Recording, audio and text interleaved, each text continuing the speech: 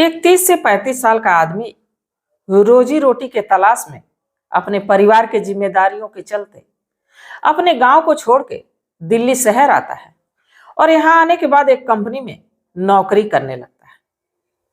उसकी दोस्ती कुछ लोगों से होती है। जब धीरे धीरे कुछ वक्त गुजरता है तो परिवार की कहीं ना कहीं कमी खलने लगती है और इन्हीं लोगों में से एक लोग उसको जीवी रोड के बारे में बताते हैं कि जीवी रोड पे अगर जो जाओ तो वहां अगर जो कुछ रुपए खर्च करो तो पत्नी की तरह सुख मिलने वाला व्यवस्था हो जाएगा। इसके बाद ये आदमी इस बात को इग्नोर कर देता है। बाकी एक दिन सोचता है कि थोड़ा चल के देखा तो जाए कि जीवी रोड में आखिर होता क्या है और यहाँ कैसे कैसे लोग होते हैं। पॉकेट में लगभग 2000 रुपये रखता है। इसके बाद जीवी रोड में जाता है और जब जीवी रोड जाता है तो वहाँ कई कोठों पे जाता है जहाँ की अलग अलग तरह की, अलग अलग देश की, अलग अलग प्रांत की लड़कियां रहती हैं। अब जब इनको देखता है तो पहले तो ये सोचता है कि गांव का ये व्यक्ति रहता है, सोचता है कि इन लोगों को शर्म नहीं आ रही जो ऐसा काम कर रहे हैं। तभी एक कोठे की मालकिन की नजर इस आदमी पे पड़ती है और इस आदमी से कहती है कि साहब, यहाँ जो आता है वो बिना रुपए खर्च किए जाता नहीं।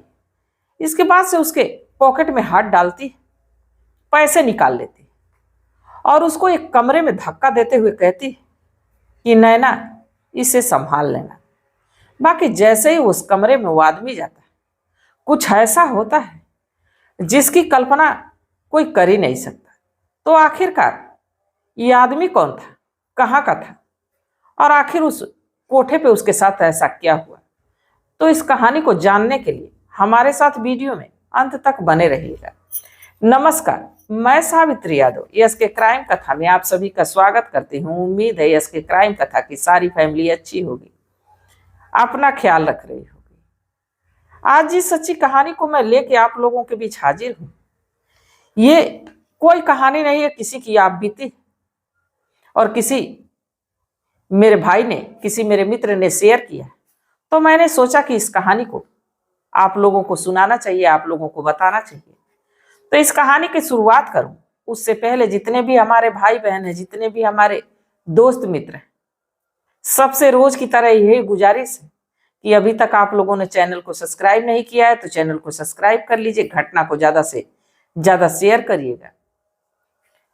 और इसको सुनाने का मेरा उद्देश्य ये नहीं है कि किसी की भावनाओं को ठेस पहुंचाया जाए, किसी को आहत किया जाए, बल्कि बस इसलिए कि लोगों को जागरूक किया जाए, लोगों को सचेत किया जाए।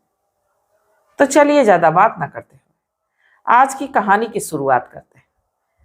दरअसल मैं बात कर रही हूं पश्चिम बंगाल का एक जिला लगता है मालदा, और मालदा को तो लगभग सभी लोग जानते हैं। इसी मालदा का रहने वाला विनोद,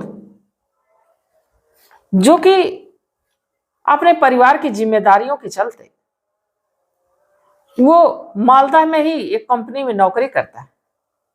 बाकी जैसे ही उसकी एक बेटी होती और जैसे ही बेटी 7 से 8 साल की होती, उसकी पत्नी का एक बीमारी के चलते स्वर्गवास हो जाता है, इस दुनिया को छोड़ के चली जाती है। अब विनोद अकेला हो जाता है, असहाय हो जाता है। कहते हैं कि परिवार रहता है, पत्नी रहती साथ में, तो पुरुष की भी ये लत लगी रहती है कि अपने परिवार के लिए, अपने पत्नी के लिए मुझे कुछ करना है।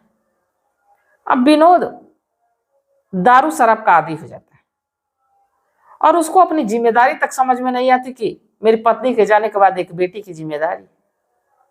अब दिन रात नशे में धुत रहता, नशे में डूबा रहता। बाकी जैसे ही 3 से 4 सालों का वक्त गुजरता है, उसे अचानक से ध्यान आता है कि पत्नी तो छोड़ के चली गई, बाकी आगे की जिंदगी ऐसे दारू शराब में कब तक हम डूबे रहेंगे, और आज नहीं तो कल एक बेटी है जिसकी शादी करने होगी, जिसकी जिम्मेदारी मेरे पे, तो उसके लिए मुझे कुछ करना चाहिए। इसके बाद विनोद अपने कुछ दोस्तों से बात करता है और मालदा छोड़ के दिल्ली शहर आता है। दिल्ली की एक कंपनी में नौकरी करने लगता है। अब जब नौकरी करने लगता है तो धीरे धीरे अब रुपए पैसे पास आने लगते तो अपनी बेटी को भी भेजता, उसको कहता कि मन लगा के पढ़ाई करना। अब इधर विनोद जब कुछ समय गुजरता है तो उसके दोस्त कहते हैं कि तुम्हारी तो पत्नी को मरे कई साल हो गए और हमारी तो पत्नियां घर पे हैं, फिर भी हम लोग कभी मनोरंजन करना रहता है तो जीवी रोड चले जाते हैं, तुम भी क्यों नहीं जाते? विनोद कहता है कि नहीं, मुझे इन सब चीजों में कोई इंटरेस्ट नहीं है, धीरे धीरे वक्त गुजरते रहता है। बाकी अचानक से एक दिन विनोद सोचता है कि एक दिन मैं भी जीवी रोड चल के देखूं तो वहां होता क्या। अब वो लगभग 2-2,500 रुपये अपने पॉकेट में रखता है, जीवी रोड के एक कोठे पे पहुंचता है तो जहां देखता है कि 12-13 साल की उम्र से और 50-60 साल तक की उम्र की औरतें, लड़कियां एक से एक रूप बना के, सज के, संवर के और अपने ग्राहकों का इंतजार कर रही हैं। ये विनोद जैसे इंसानों का इंतजार कर रही हैं और जो भी कोठे पे जा रहा है उनको अपने लटके झटके दिखा रही हैं, उनसे पैसे ले रही हैं, इसके बाद उनको एक कमरे में ले जा रही हैं, उनके साथ समय बिता रही। अब जब ये चीजें देखता है तो विनोद कहता है कि कैसी औरतें, क्या हमारी पृथ्वी पे, हमारी दुनिया में ऐसे भी लोग होते हैं जो अपने आप से अपने शरीर को किसी और के हवाले में मात्र कुछ रुपयों के लिए कर दे।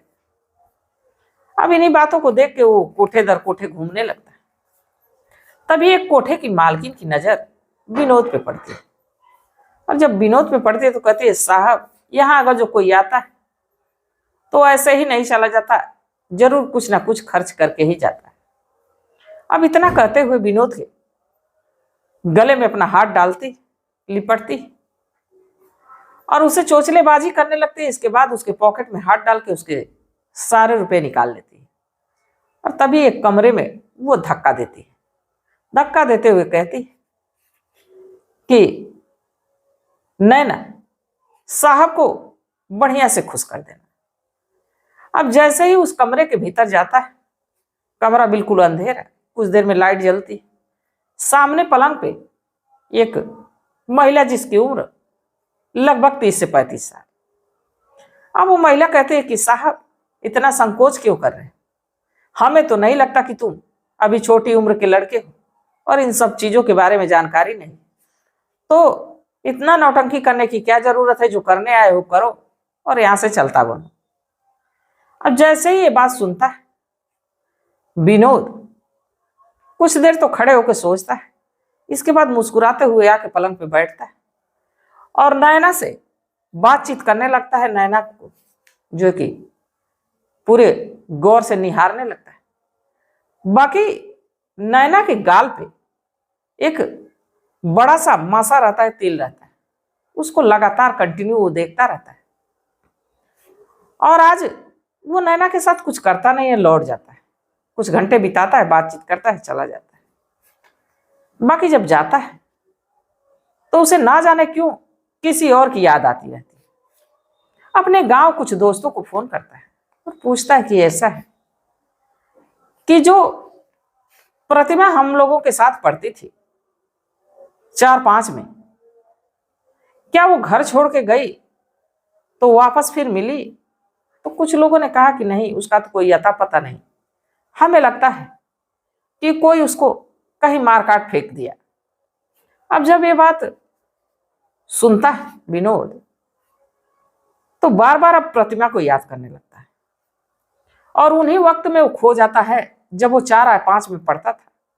प्रतिमा गोरी चिट्टी लड़की, उसके गाल पे भी मसा था और बिल्कुल चंचल स्वभाव की थी। अब जब ये याद करने लगता है उन दिनों को तो उन्हीं में खो जाता है। अब 3-4 दिन का समय तो गुजर जाता है, बाकी नैना का चेहरा विनोद की आंखों से ओझल नहीं हो रहा था। 4-5 दिन के बाद फिर उसी जीबी रोड में पहुंचता, उसी कोठे पे। कोठे की मालकिन कहती कि साहब आप तो बड़े दिनों के बाद दिखे। अरे इतने इतने दिनों के बाद आप लोग दिखेंगे तो हम जैसे लोगों का खर्च कैसे चलेगा, हम लोगों का रोजी रोटी का सवाल है। अब इस पे विनोद कहता है कि महज 5 दिन बाद तो मैं आ ही रहा हूं, कहाँ दिन बीत गए। इसके बाद कोठे की मालकिन मुस्कुराती और कहती है कि साहब जो चाहे वो लड़की पसंद कर लो, क्योंकि जो हमारे कंटिन्यू ग्राहक होते हैं कम बेसी ऊंच नीच देख के उनके मन पसंद की हम लड़कियां देते हैं। अब जैसे ही विनोद सुनता है तो कहता है कि मुझे कोई और लड़की नहीं चाहिए, मुझे तो नैना चाहिए। कोठे की मालकिन कहती है ठीक, 2000 रुपये लेती और नैना को आवाज देते हुए नैना के कमरे में विनोद को भेजती। विनोद जाता है। नैना कहती है कि क्या साहब, आप तो दोबारा से चले आए, आज कौन सा इरादा लेके आए? इस पे विनोद कहता है कि इरादा तो नेक है, आपसे मुलाकात करने का मन था सो चला है। दरवाजा बंद होता है। विनोद एक पलंग पे बैठ जाता है और नैना से बातचीत करने लगता है। तभी अचानक से कहता है कि ऐसा है नैना कि प्रतिमा से नाम बदल के कब तुमने नैना कर लिया। जैसे ही प्रतिमा का नाम नैना सुनती, झटके से विनोद की तरफ देखते हुए कहती कि आपको कैसे पता कि मेरा नाम प्रतिमा था और क्या जानते हैं प्रतिमा के बारे में? विनोद कहा कि प्रतिमा के बारे में तो मैं इतना ही जानता हूं कि प्रतिमा 5वीं 6वीं क्लास तक हम लोगों के साथ पढ़ी, बाकी अचानक से एक दिन गायब हुई। इसके बाद फिर वो ना ही स्कूल आई या ना कभी उसकी कोई खोज खबर मिली। अब इतना जैसे ही विनोद कहता है, नैना की आंखों में आंसू भर जाता है। पूछता है कि तुम यहां कैसे पहुंची? अब जो नैना उर्फ प्रतिमा रहती है वो कहती है कि ऐसा है कि मुझे खुद भी नहीं पता कि मैं कैसे यहां पहुंच गई। मैं अपने गांव, अपने हाट में, ठंड का महीना था, जनवरी का महीना था, ऊन खरीदने के लिए जा रही थी। और जब जा रही थी तो एक सुनसान सड़क पर थी। जैसे वहां पहुंची एक कार आई और बस इतना मुझे याद है कि कोई झटके से गेट खोला और मुझे खींचा।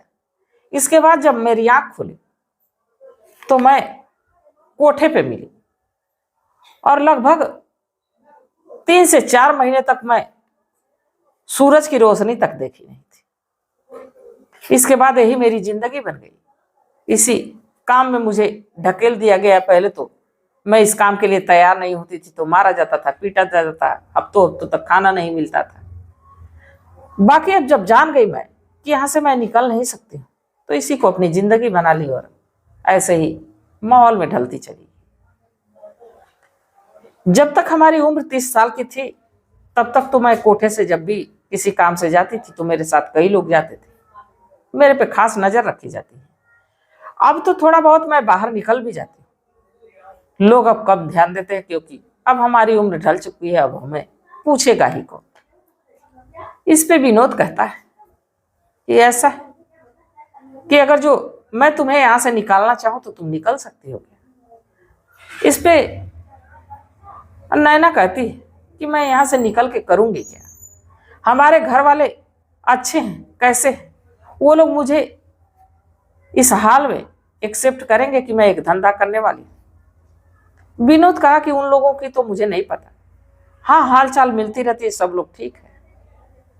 बाकी तुम्हें मैं एक्सेप्ट करूंगा, मैं तुम्हें अपनी पत्नी बनाना चाहता। जब ऐसी बात नैना सुनी तो नैना रोने लगी और कही कि विनोद, तुम्हारी भी पत्नी होगी, तुम्हारे भी बाल बच्चे होंगे, तुम मुझे ले जाके क्या करोगे? और अगर जो ले भी जाते तो समय देख देख के तुम मुझे मेरे काम को लेके ताना मार दोगे। तो विनोद कहता है कि ऐसा है कि ये तुम मजबूरी में की हो, अपनी जान बचाने के लिए की हो, इसमें तुम्हारा कोई दोष नहीं। और जहां तक रही हमारी पत्नी, हमारे बच्चों की बात, तो हमारी एक 11 साल की बेटी और हमारी पत्नी इस दुनिया को छोड़ के जा चुकी है। सो मैं तुमको अपनी पत्नी बनाना चाहता हूं। अब इस पे ये जो नैना उर्फ प्रतिमा है तैयार होती है। एक दिन हॉस्पिटल के बहाने बाहर निकलती है। जब बाहर निकलती तो पहले से ही विनोद तैयार रहता है, 4 व्हीलर में बैठाता है और लेके सीधे पश्चिम बंगाल के मालदा जाता है। जहां प्रतिमा जब जाती है तो अपने माता पिता से मिलती, अपने भाई बहनों से मिलती, सब उनका बड़े ही दिल से स्वागत करते और अपने काम के बारे में, अपनी जिंदगी के बारे में सब कुछ सच बताती। घर वाले पहले तो उन्हें थोड़ा सा अजीब लगता है, बाकी इसको मजबूरी समझ के कि लड़की कैसे घर से गायब हुई, कुछ अनजान लोग उठा लेके कैसे उसके साथ क्या हुआ, इन सब चीजों को लेके बड़े ही दुखी भी हुए। और जब ये जाने कि विनोद अब भी प्रतिमा से शादी करना चाहता है, इस पे बेहद लोग खुश हुए। एक मंदिर से विनोद और प्रतिमा की शादी होती है। एक 11 साल की इनकी बच्ची रहती है। इसी के साथ अब विनोद और प्रतिमा अपने जीवन का गुजर बसर कर रहे हैं, बड़े खुशी खुशी रहे हैं। तो इस घटना को सुनाने का मेरा उद्देश्य नहीं था कि किसी को परेशान किया जाए, किसी को आहत किया जाए, बल्कि बस इसलिए कि लोगों को जागरूक किया जाए, लोगों को सचेत किया जाए। तो क्या जो विनोद ने किया वो सही किया या गलत किया? प्रतिमा के साथ जो हो रहा था, क्या वहां से भाग के प्रतिमा अपने आप को बचा सकती थी? आप लोग अपनी सलाह में जरूर बताइएगा। और ये भी कि आप वीडियो कहां से देख रहे हैं। आप लोग हमारा इतना साथ देते हैं, इतना सपोर्ट करते हैं, इसके लिए तहे दिल से आप लोगों का शुक्रिया, आप लोगों का धन्यवाद। तो तब तक आप लोग अपना ख्याल रखिए, अपने परिवार का ख्याल रखिए, बाल बच्चों का ख्याल रखिए। मिलते हैं कल एक नई वीडियो के साथ। तब तक के लिए जय हिंद, जय भारत।